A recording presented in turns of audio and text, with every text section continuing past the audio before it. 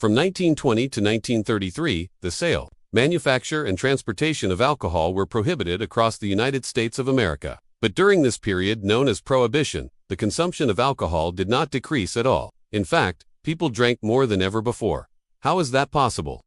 Because they found another source. People stole industrial alcohol, which is the type of alcohol used for cleaning, paint, and fuel, and redistilled it to make it drinkable. The only problem was that this type of alcohol was not pure, and it had harmful impurities. But the government did not want people to keep drinking, so they decided to take matters into their own hands. In 1926, the U.S. government began secretly poisoning the alcohol supply. They mixed the alcohol with poisonous chemicals and hoped it would scare people away from drinking.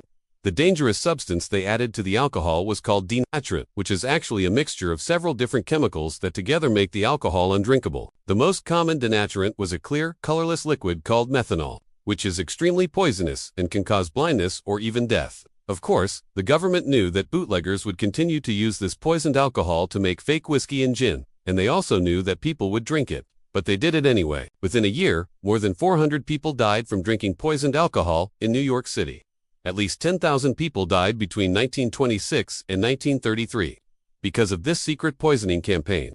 Even though the deaths made headlines in newspapers across the nation, the government did not stop. Many doctors protested the killings, saying the government was essentially murdering its own citizens, but the government ignored them. Some government officials even went on record to say that the deaths were a necessary evil, a valuable lesson to teach Americans that drinking had consequences. The sad thing is that most of the victims were not criminals. They were ordinary people who were just trying to have a drink. Workers, mothers, sons, neighbors, all poisoned to death by their own government. This begs the question, why did the government do this? Why did they poison their own people? And the answer is a scary one. It's because they could. You see, until 1920, the federal government had very limited power to regulate what people did in their own homes. But with the passage of the 18th Amendment, which prohibited the sale and consumption of alcohol, the federal government gained a lot of new power to control people's lives. And with great power comes great temptation. Many government officials became drunk with power and they started to abuse it.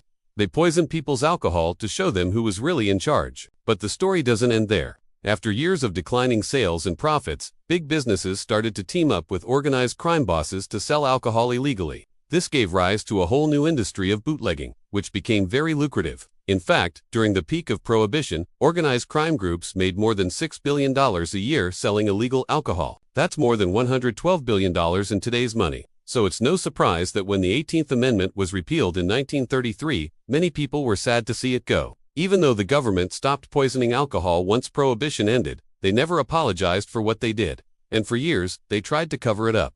The poisoning was buried in history books and Americans were never told the full truth. This is a dark and shameful chapter in American history that we should never forget because it's not just about alcohol. It's about control. It's about how far a government is willing to go to enforce a moral law. And it raises a question we still need to ask today. What else are they willing to do to control us? And the scariest part is we may never know the answer. So don't forget to like and subscribe for more hidden truths they never taught you. And if you want to learn more about the crazy laws the US government has passed, check out this video next.